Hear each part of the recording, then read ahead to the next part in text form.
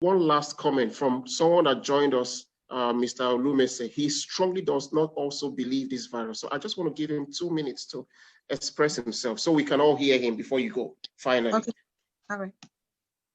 Yeah, Mr. Olumese, go ahead. Mr. Olumese is in USA. So it's not only for people in Africa or Asia that don't believe this. There are people also living in developed countries that don't believe it. Mr. Olumese, over to you. Hi, everybody. Thank you for this privilege and opportunity. And I really appreciate all that you guys are doing, especially doctors, you're in the forefront. And thank you for your service. And my own opinion, this is personal, and I'm not trying to quote somebody. I'm just my own research and what I think. I may be wrong, but this is my own opinion about this. You know, I like studying history, and I like finding out things and researching about what has happened and why they happened. And I know you guys are doctors, and when there's something like a virus, you research, you've studied it, and you give us details about all the technicalities.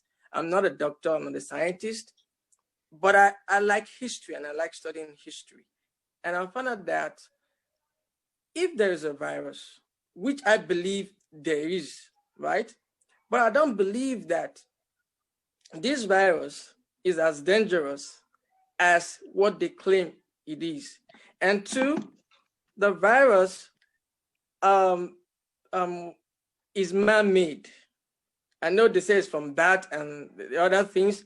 I believe it's man-made. And I believe there's a bigger picture. As doctors, I know you are concerned about treating patients, but if we step aside a bit and look at the bigger picture and what is being done with this virus, I did a little bit, I was in the military for a while. And if you are a soldier and your commanders have another intention they want to use you to accomplish, right? And they send you to that battlefield. You think, yeah, I'm almost done. So you think that you're really fighting the war, but you don't know the policy behind the war. So I know the doctors are working hard. So while we wait for Dr. Gertie to answer your question, let me see if I can rephrase your question. Number one, you feel the virus is not as deadly as you claim to be.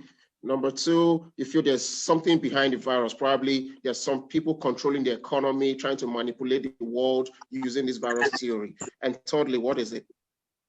What's your third question?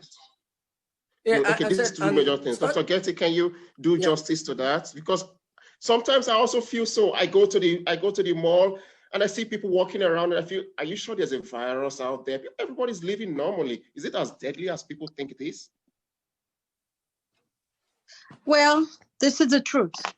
Majority of the people or people that would have the virus are going to have either no symptoms at all or mild symptoms. And that's about 81% of the case. 81% of the cases will either have no symptoms at all or mild symptoms. The people that would have severe disease, people that would have some pneumonia, that, degree of pneumonia that's severe, this will be, or other severe symptoms, this will be about 14% of the patients.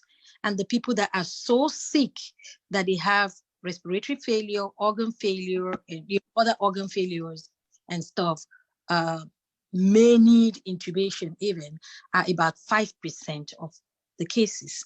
Overall case mortality is about 2.3%. That means for every 100 people that are infected, about 2.3 people will die. Or every 1,000 people that are infected, about 23 will die. That's what we know about at this time, and that's the statistics. So yes, overwhelmingly, most people that either come in contact with this virus, that came in contact with this virus either have no symptoms or very mild symptoms.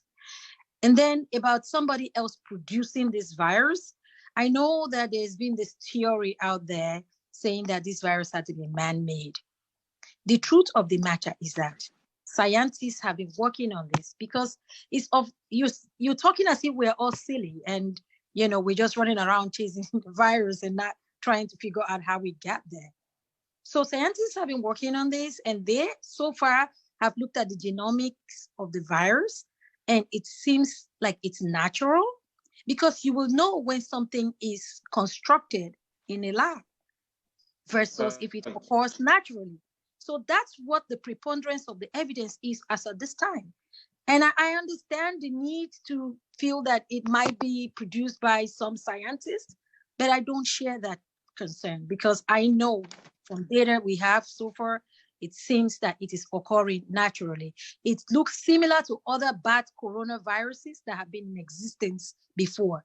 The difference between COVID-19 is that it is novel, it is new. This particular one we have not seen before. Thank you.